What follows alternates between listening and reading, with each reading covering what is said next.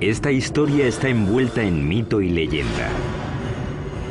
Cómo una tribu de nómadas fraguó el imperio más grande de América en solo 200 años. Tuvieron que inventar sistemas de ingeniería que eran extraordinarios para su época. Su civilización compitió con Roma en sofisticación. Los aztecas tenían la mejor tecnología que se podía conseguir, dadas las condiciones en las que vivían. Acueductos, palacios, pirámides y templos se alzaron como tributo a sus dioses y como testimonio de poder para la humanidad. El mayor logro de los aztecas fue su flamante capital, que asombró a los exploradores europeos y la llamaron la Venecia del Nuevo Mundo. La ciudad se extendió reluciendo por los canales y el lago, adornada con árboles y mansiones preciosas. Pero su sed de poder y sangre les condenó a la destrucción. Cuando por fin llegó, la aniquilación sería más rápida y completa de lo que el mundo hubiera imaginado.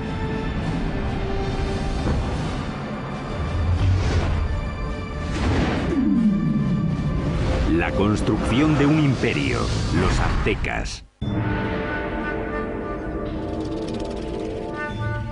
1325 después de Cristo, centro de México, cerca de la Ciudad de México actual. Una chica joven, una adolescente, celebra su inminente boda. Es la hija de un rey tribal y está a punto de unirse a una tribu nueva que ha sido invitada a su reino. La tribu es conocida ahora como los aztecas. Como parte del ritual, 5 nobles aztecas la llevan a un antiguo templo para la ceremonia. Pero cuando llegaron arriba, los nobles la apartaron del altar y la pusieron sobre una losa que había ante el templo que se usaba para los sacrificios. Le sujetaron los pies y las manos mientras el 5.º hombre levantaba un cuchillo de obsidiana en el aire. Con un movimiento rápido le abrió el pecho y extrajo el corazón, que aún latía.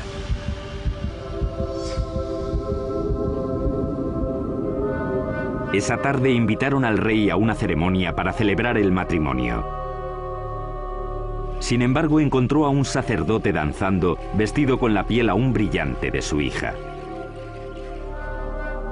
Como parte del ritual, los aztecas la habían desollado en honor al dios de la fertilidad. Vio aquello y se quedó totalmente horrorizado, porque era su hija. Sus guardias y él persiguieron enseguida a los aztecas hasta el lago y luego hasta la isla donde se habían refugiado. La isla pantanosa no era un lugar acogedor. Y aún así, desde allí los aztecas superarían todas sus expectativas y forjarían el imperio más poderoso de las Américas.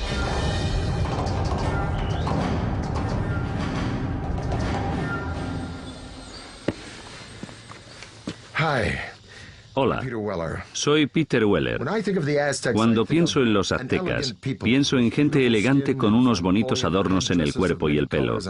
Y pienso en una canción de Neil Young sobre Moctezuma y Cortés.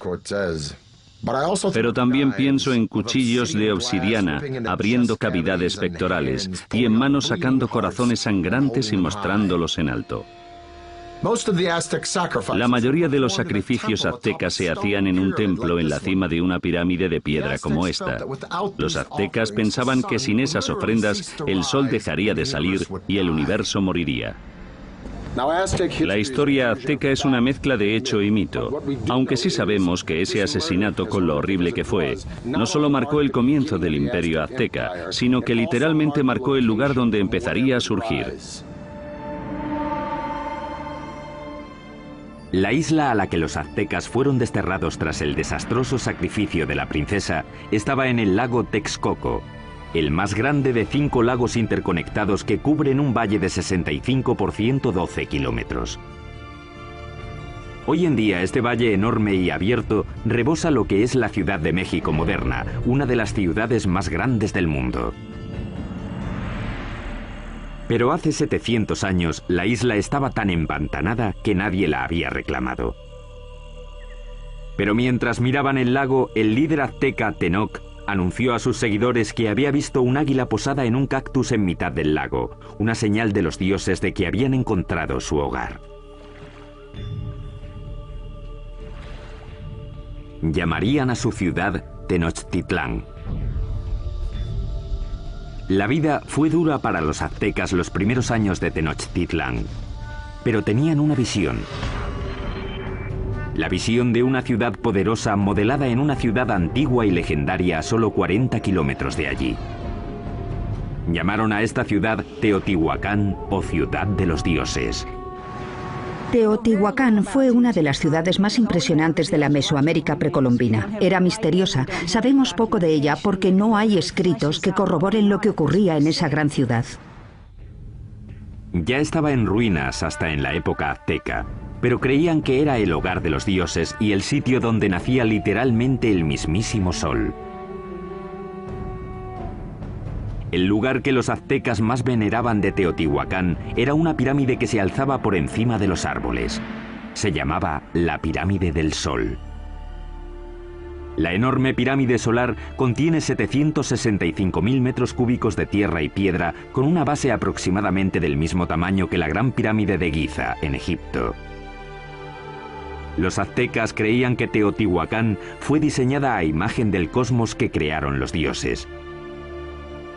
Fue esa imagen la que intentarían reproducir en la construcción de su nueva ciudad, Tenochtitlán. El que aceptó el reto fue un jefe azteca llamado Acamapixtli.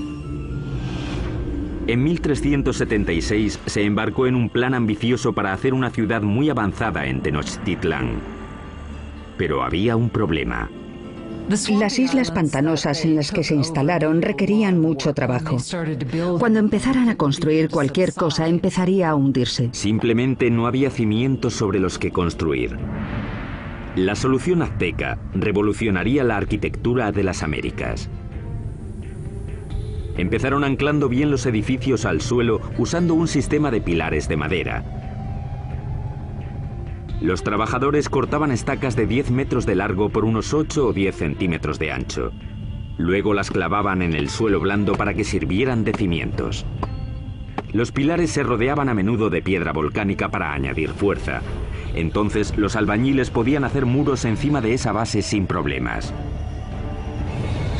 Consiguieron pilares de madera para sostener la infraestructura, los cimientos de las pirámides. El que no se hundiera ni se inclinara me parece una proeza de la ingeniería. Tenochtitlán era una ciudad-isla, pero los lagos circundantes eran poco profundos, no más de 2 metros en la mayoría de los sitios. Aquello parecía una metrópolis gigante flotando en una charca. Originalmente la única manera de llegar a la ciudad flotante desde tierra era en barco, pero los aztecas inventaron con el tiempo una serie de pasos elevados de hasta 14 metros de ancho que conectaban la ciudad flotante con las provincias de tierra firme. Los pasos estaban sostenidos sobre pilares de madera, como los que sostenían los templos y otros edificios. Tuvieron que clavar miles de esos pilares en el lecho del lago, y eso presentaba un reto logístico que solo se podía atajar con una mano de obra fuerte y hábil y los mejores ingenieros de Mesoamérica. Para hacer un paso se ponían 2 filas de estacas. Luego se rellenaba el espacio del medio con piedras y tierra hasta que sobrepasaba el nivel del agua en varios metros. Eso permitía a la carretera soportar muchísimo peso. Estos pasos se construyeron muy rectos. Eran muy anchos, con puentes que se abrían y conectaban la ciudad por el norte, el oeste y el sur. Las carreteras permitieron a los aztecas transportar materiales más grandes y pesados para la construcción, aunque eso presentaba un reto nuevo. No existían las bestias de carga en Mesoamérica, así que los humanos lo tenían que hacer todo. No existían las carretas ni la rueda. Las cargas pequeñas se llevaban a la espalda, sujetas con una cuerda que se ajustaba a la frente. Los objetos grandes, como los bloques de piedra o las esculturas de los templos, los arrastraban con cuerdas una gran cantidad de hombres, posiblemente usando troncos como rodamientos. Cuenta la leyenda que un bloque de piedra para un templo requería la fuerza de 1000 hombres para arrastrarlo desde las montañas de tierra firme por el paso y hasta la ciudad. Los pasos también ofrecieron a los aztecas una nueva forma de introducir agua potable en Tenochtitlán. Anteriormente, los aztecas transportaban el agua en canoas desde la orilla. Pero el gran crecimiento de la población les obligó a obtener una solución más avanzada para cubrir la demanda. Querían usar el agua de los manantiales de tierra, así que querían construir un acueducto. Pero los manantiales estaban bajo control de la tribu que dominaba la región, los despiadados tepanecas. Los tepanecas controlaban o dominaban todo el valle. Tenían un imperio muy fuerte y eran los señores, así que los aztecas eran sujetos tributarios de ellos. Mientras crecía la población azteca, la tensión con los tepanecas empezó a surgir. Los aztecas decidieron dar un ultimátum que podría cambiar el equilibrio de poder en la región. La gente de Tenochtitlán no solo exigían a los tepanecas que les dieran el agua, sino que exigían que ayudaran a construir el acueducto.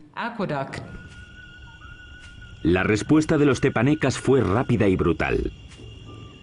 El rey tepaneca Maxtla envió asesinos que mataron al jefe azteca a sangre fría. Fue la gota final. Tras décadas de dominación, los aztecas se movilizaron y se levantaron contra sus caciques despiadados. E iniciaron una serie de ambiciosos proyectos de construcción alrededor de la ciudad-isla que les valdría la reputación de mejores ingenieros de las Américas.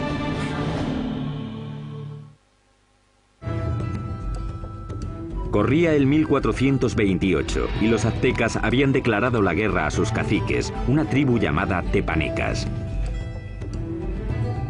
Pero para ganar a los tepanecas necesitarían una ayudita de sus vecinos. Los aztecas acudieron a la cercana ciudad-estado de Texcoco. Allí un jefe decisivo estaba ascendiendo. Se llamaba Nezahualcóyotl, y su liderazgo dominante sería crucial en la creación del imperio azteca. Con Nezahualcóyotl de su parte, los dominados aztecas se lanzaron a la yugular. Lanzaron un ataque total contra la capital tepaneca. Tras un sitio de más de 100 días, rompieron las defensas tepanecas y masacraron a sus opresores. Después de capturar al rey tepaneca Maxtla, el propio rey Nezahualcóyotl le arrancó el corazón y echó su sangre a las aguas del lago Texcoco. De repente las tornas habían cambiado. Ese es el preciso momento del comienzo del imperio y los aztecas se convirtieron en líderes del Valle de México. Tras conquistar el Valle de México, los aztecas pudieron centrar su atención en llevar agua potable a su ciudad creciente. Notablemente, los aztecas diseñaron y construyeron por su parte algo que solo unos pocos imperios dominarían: el acueducto. El acueducto tenía 2 canales, cada uno de 1,20 m de alto por 1 de ancho. Uno se mantenía limpio mientras el otro servía para que no se interrumpiera nunca el flujo de agua. El acueducto de 2 tubos recorría 5 kilómetros desde tierra firme hasta el centro de la ciudad-isla. En la ciudad, el agua llegaba hasta fuentes públicas y embalses y se distribuía al público en grandes jarras de barro o mediante canoas. En comparación con los europeos, los aztecas eran muy limpios. Sabemos que el emperador azteca se bañaba 2 veces al día. Así que en términos de higiene los aztecas estaban mucho más avanzados que los europeos.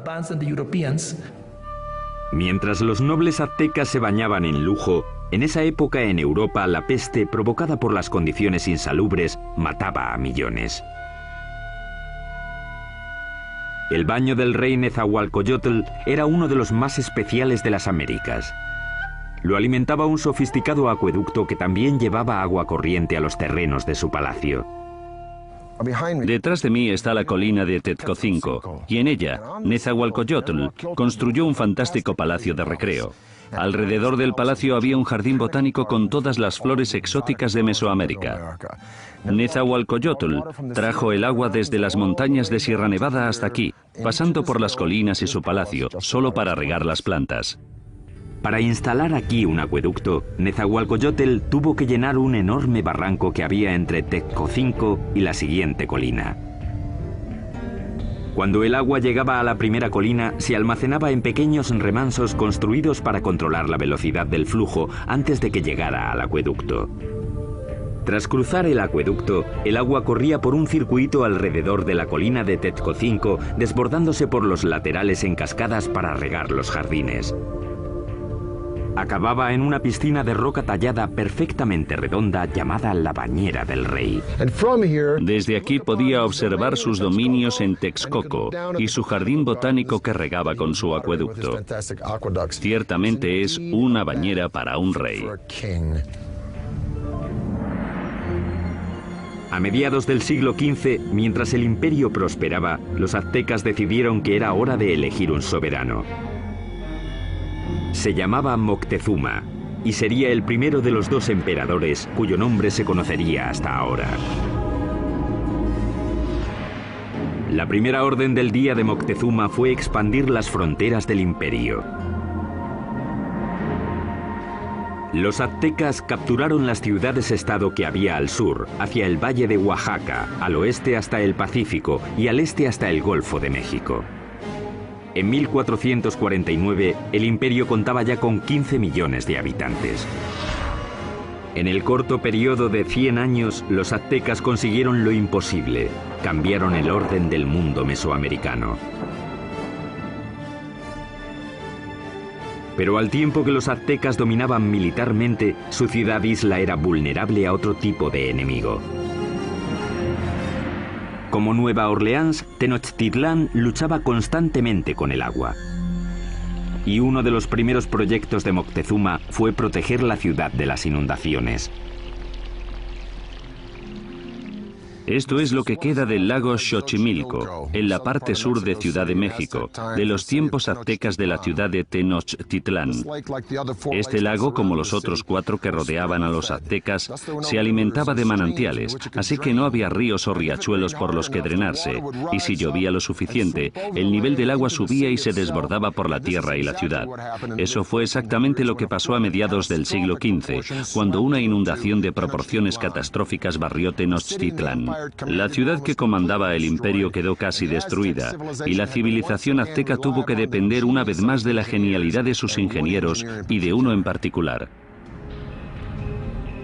Moctezuma apeló a la ayuda de su antiguo aliado Nezahualcóyotl para proteger la ciudad que estaba reconstruyendo en el lago. Nezahualcóyotl diseñó algo que le convertiría en el mejor ingeniero del continente. Su plan era crear una zona de seguridad alrededor de la ciudad con un enorme dique que protegería Tenochtitlán y a sus habitantes. Fue diseñado para ser mayor que ninguna otra obra que hubiera en las Américas en ese momento, con una longitud de 16 kilómetros al este de la ciudad desde el extremo sur del lago y hasta el norte. Los muros fueron un trabajo de cestería, hechos de palos, juncos, piedras y tierra. Como el lago era poco profundo, el dique solo tenía 3,70 metros de alto, aunque el ancho era de 8 metros. Nezahualcóyotl remató el dique con compuertas, seguramente puertas de madera, que se podían subir o bajar para controlar el nivel del agua. El dique también sirvió para otro propósito, proteger el suministro de agua. Era importante construir algún tipo de mecanismo de protección para evitar que se mezclase el agua salada con el agua dulce de la parte oeste del lago. Napoleón dijo, un ejército marcha sobre el estómago. Es fácil suministrar comida de sobra para los civiles durante el desarrollo crítico de cualquier civilización, pero los aztecas perfeccionaron un método único no solo para proporcionar mucha comida al pueblo civil, sino para impulsar la expansión militar del imperio. Esta solución revolucionaria se llamó chinampas, un sistema que les permitió crear literalmente tierra nueva para cultivar y para vivir. Si vas a hacer una ciudad de cualquier tamaño, tienes que proporcionar espacio, así que lo que ellos hicieron fue construir esas chinampas en el lecho del lago. Básicamente una chinampa es una isla artificial construida en el lago. Parecían campos de fútbol estrechos, de unos 90 metros de largo por unos 10 metros de ancho. Una chinampa se hacía tejiendo una red de palos que flotaba en el agua y apilando juncos y hierbas encima. Después se sacaba fango del lecho y se ponía encima de los juncos para formar la chinampa. Entre 4 y 6 hombres tardaban 8 días en construir una chinampa media. Estaban conectadas a la ciudad por canales navegables gigantescos que miles de hombres tardaban meses en hacer.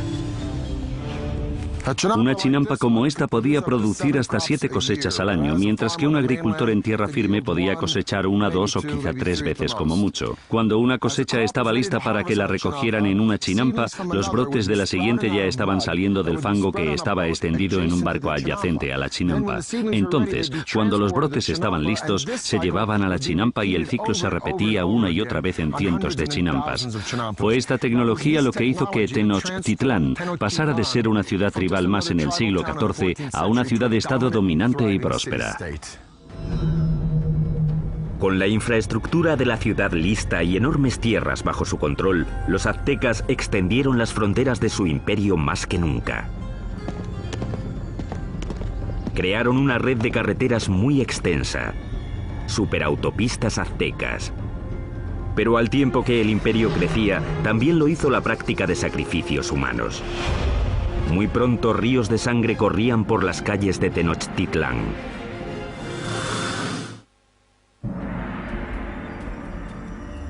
Hoy, Tenochtitlán, la capital del imperio azteca, ha desaparecido, enterrada bajo la actual Ciudad de México. Pero hace 700 años era una capital brillante en ascenso, construida por ingenieros avanzados y liderada por emperadores exuberantes. A finales del siglo XV, la demografía azteca había explotado. Su siguiente gran emperador lanzaría una serie de conquistas que competirían con cualquiera de la historia. Se llamaba Ahuizotl y demostraría que era incluso mejor guerrero que su abuelo, Moctezuma. Para el año 1502, Ahuizotl había conquistado territorios desde la costa pacífica de México y había conseguido que el imperio llegara muy al sur, a Guatemala. Su reinado fue como una edad de oro. Él fue el rey que abrió las rutas de transporte a las zonas costeras y las tierras bajas donde los aztecas tenían sus mayores lujos. Todas las plumas brillantes, el oro, las piedras preciosas que los nobles y soberanos lucían como parte de su estatus, venían de allí. Para transportar riquezas al corazón del imperio, los aztecas construyeron una red de superautopistas que cruzaban México central. Corredores de relevo se apostaban cada 8 kilómetros para crear una especie de UPS antigua.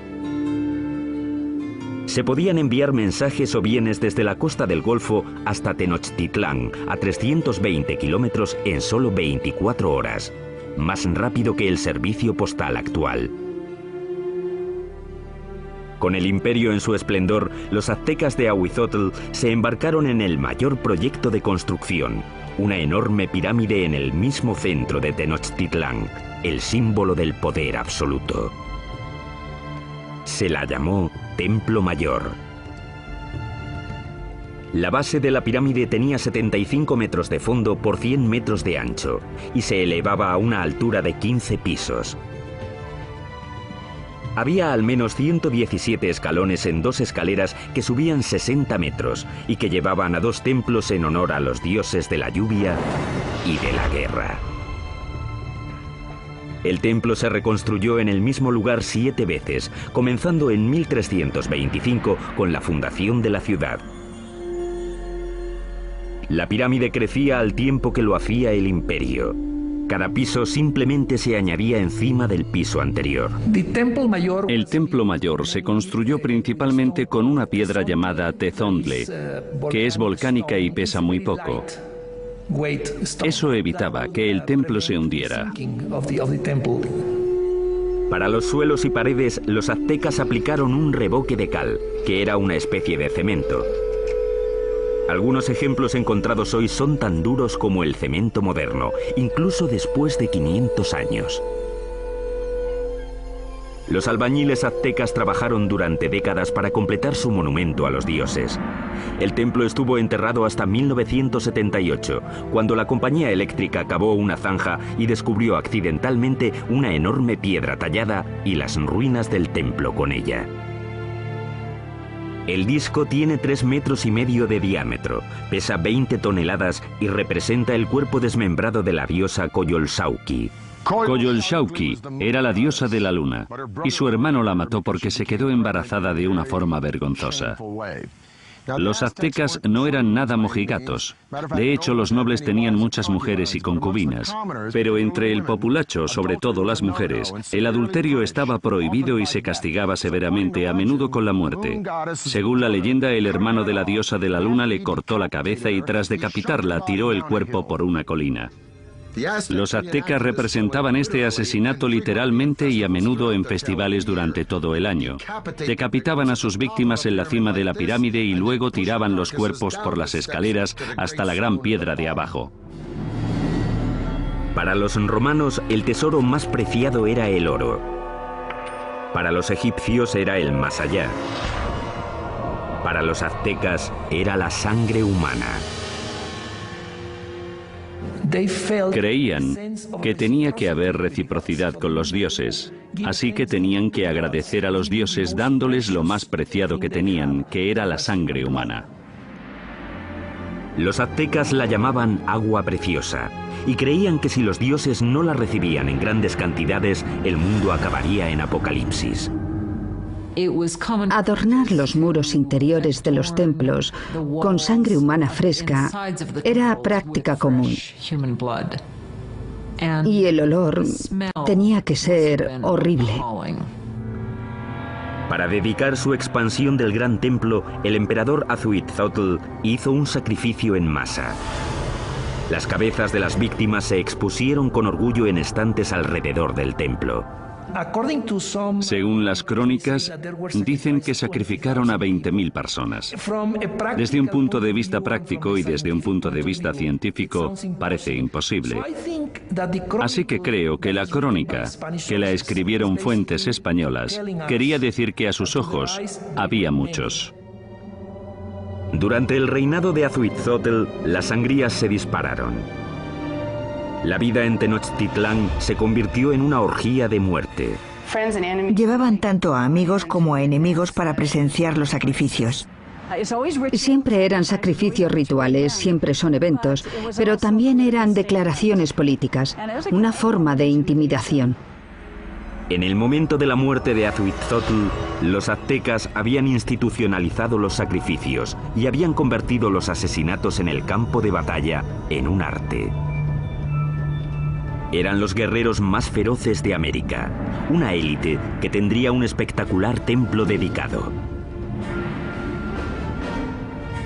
Pero ni siquiera ellos estaban preparados para la guerra de los mundos que les iba a caer encima.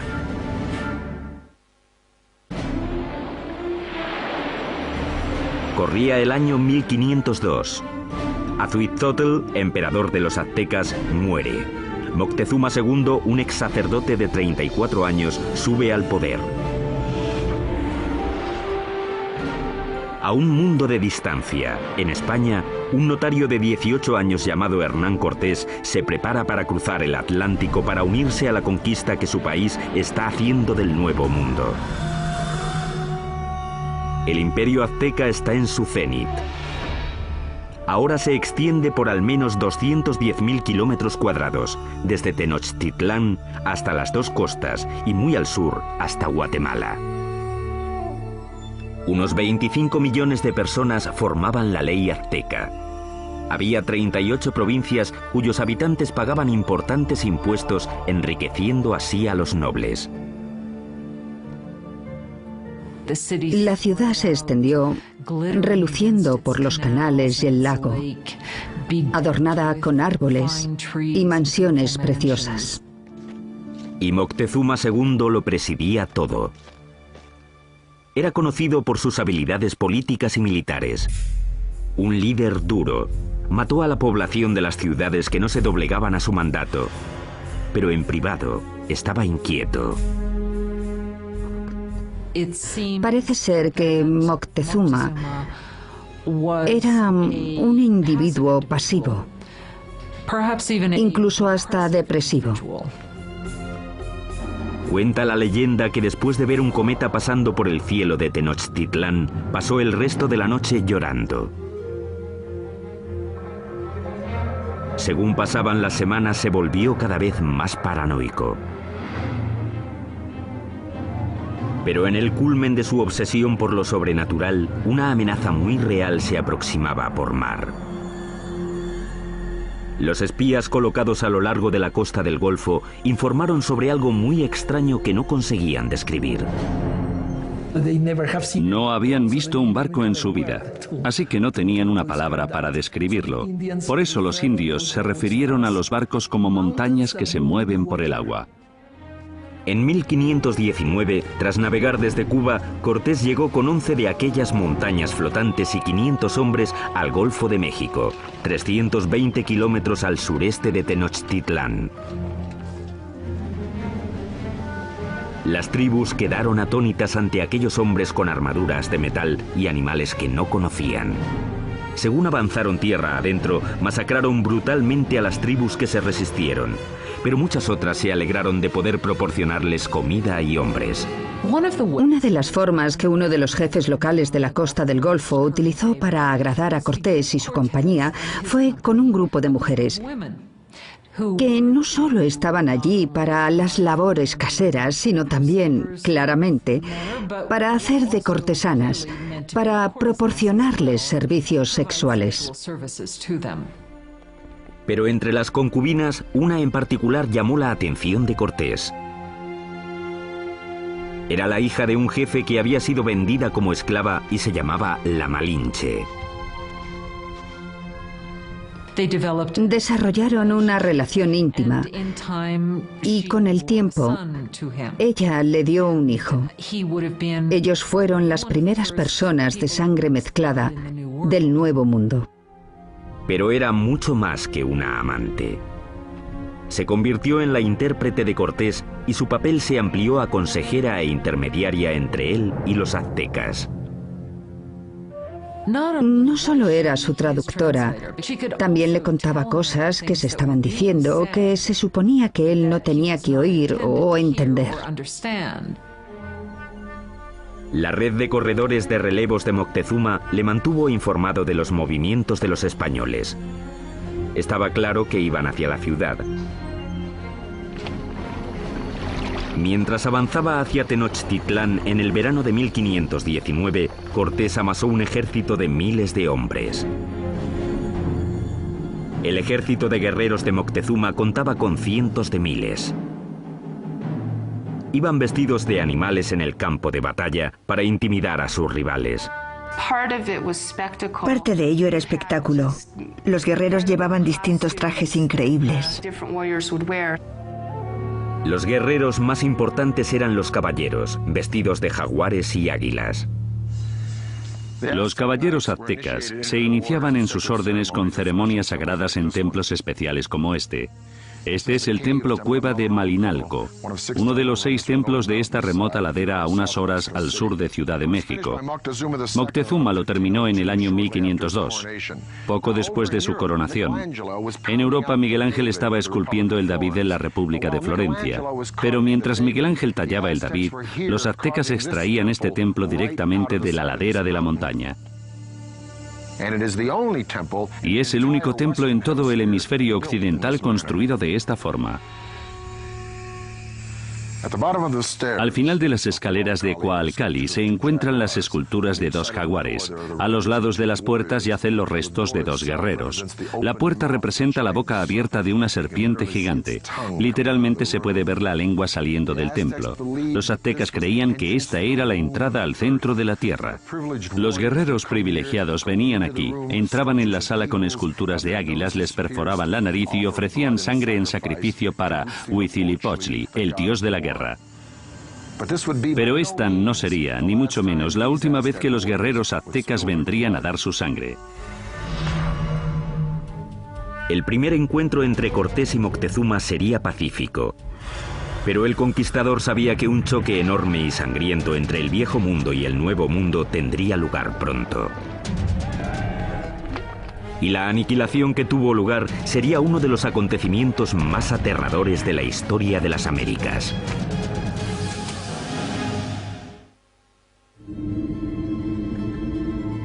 Otoño de 1519. El conquistador español Hernán Cortés ha llegado por fin a la brillante capital azteca de la que tanto ha oído hablar, Tenochtitlán. Cuando los españoles vieron por primera vez Tenochtitlán, debieron pensar que era una visión, que estaban entrando en alguna especie de sueño. Una enorme fuerza de guerreros nativos aliados contra los aztecas le acompaña mientras avanza por el paso principal hacia la ciudad. El encuentro entre Cortés y Moctezuma en el paso hacia Tenochtitlán tuvo que ser uno de los acontecimientos más impresionantes de la historia del mundo. Fue un encuentro entre dos mundos distintos.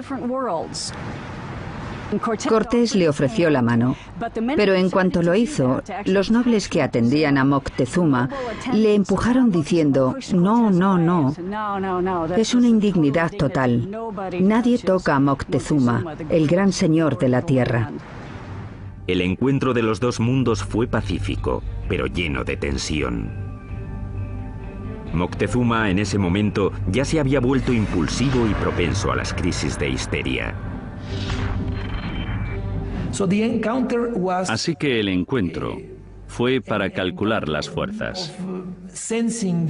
Aunque los aztecas tenían un sistema diplomático y guerrero mucho más inocente comparado con el sistema tan taimado y ladino de los europeos.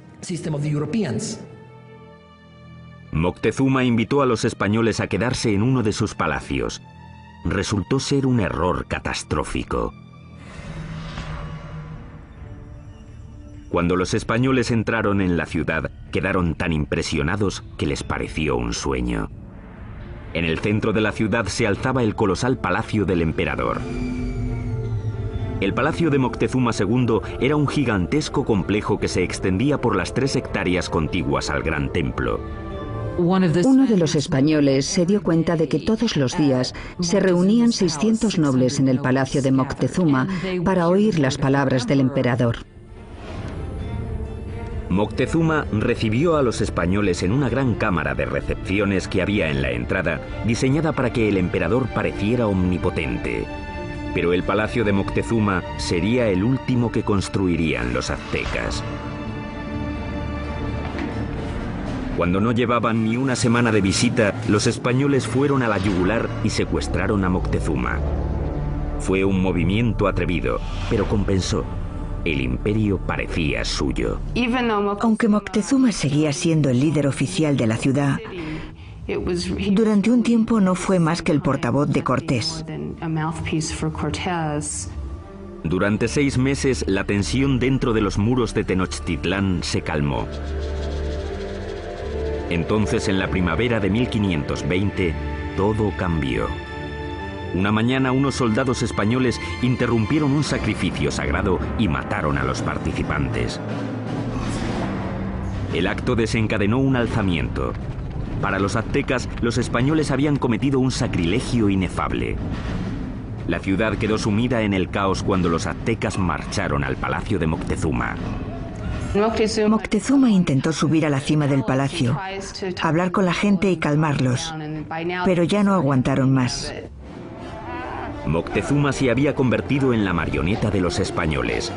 Una traición tan enorme a los ojos de su pueblo que le lapidaron y tiraron flechas. Poco después tiraron el cuerpo sin vida de Moctezuma por las escaleras del palacio. Nunca sabremos si murió a manos de los españoles o por las heridas que le infligió su propio pueblo. Y los españoles decidieron que sería un buen momento para irse de la ciudad. La noche del 30 de junio de 1520, los españoles intentaron escapar aprovechando la oscuridad. Pero no quieren deshacerse de las cosas que han cogido y arrastran el peso de todo lo que quieren llevarse. Fueron presas fáciles para los guerreros aztecas que les atraparon en el paso. Los cuerpos se apilaron rápidamente en el agua. 400 españoles fueron masacrados junto a miles de sus aliados indios. Esa escapada ha llegado a llamarse la Noche Triste. Cortés y unos pocos más consiguieron escapar con vida. Los españoles acabarían destruyendo la brillante ciudad de Tenochtitlán. Empezarían cortando la línea vital de la ciudad, el acueducto.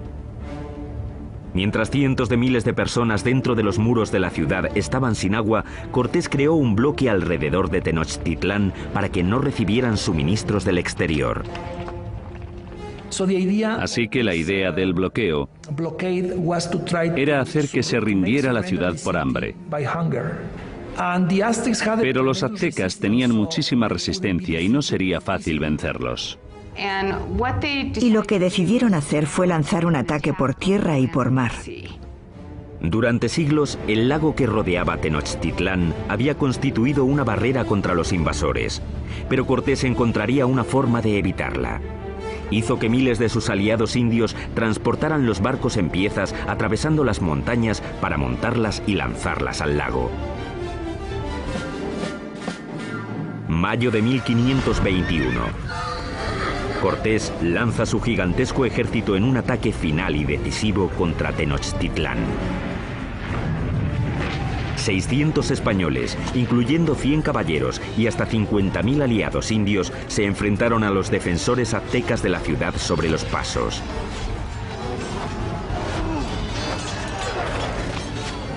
La lucha brutal siguió durante meses. Día a día, Cortés arrasó la ciudad piedra por piedra. Él y sus aliados indios fueron despiadados en el asesinato sistemático de la población. Fue una batalla muy dura, sobre todo en la ciudad. La última batalla de los aztecas fue en el gran templo de Tlatelolco. Los guerreros se alinearon en las empinadas escaleras y plataformas para tirar flechas y piedras a sus enemigos. Pero fue inútil. El 13 de agosto, el último líder azteca, Cuauhtémoc, fue capturado y se rindió ante Cortés. Y eso solo fue el principio. 20 millones morirían de las enfermedades traídas por los españoles. A finales del siglo XVI se calcula que se había reducido la población nativa en cerca de un 90%. La Ciudad de México moderna se ha construido sobre las ruinas de la una vez majestuosa ciudad de Tenochtitlán. Los españoles la arrasaron durante la construcción de su propia ciudad colonial y hasta usaron piedras del Gran Templo para hacer la catedral que aún se alza al lado de las ruinas del templo. El imperio azteca se esfumó y con él un legado de increíbles logros de la ingeniería. Ha quedado claro, por sus sofisticados sistemas de urbanismo, agricultura y suministro de agua, que los aztecas se alzaron entre los grandes imperios más avanzados del mundo. El templo excavado de Malinalco es uno de los logros aztecas más impresionantes que los españoles no destruyeron. Sitios impresionantes como este obligan a hacer la pregunta: ¿cómo sería México hoy si los españoles no hubieran venido? Soy Peter Weller para el canal Historia.